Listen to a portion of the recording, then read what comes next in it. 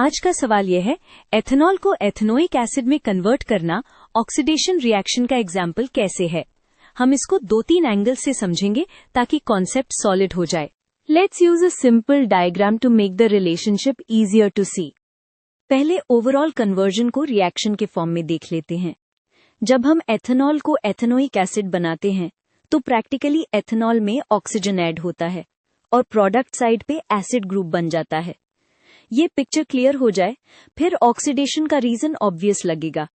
ये extra oxygen का input ही oxidation का स्ट्रॉन्ग क्लू है। अब ऑक्सीडेशन को याद करो।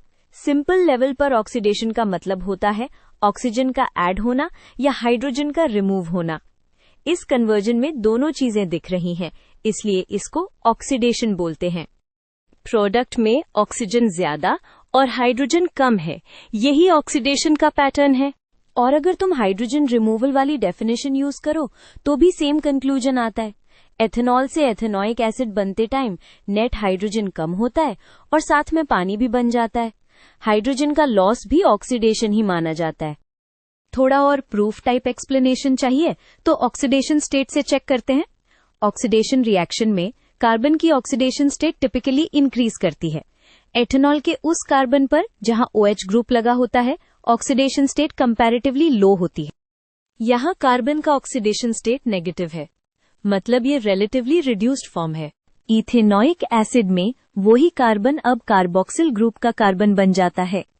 कार्बोक्सिल कार्बन ऑक्सीजन के साथ ज्यादा स्ट्रांगली बॉन्डेड होता है, इसलिए ऑक्सीडेशन स्टेट काफी इंक्रीज हो जाता है। इंक्रीज होना ही ऑक्सीडेशन का क्लियर सिग्नल है।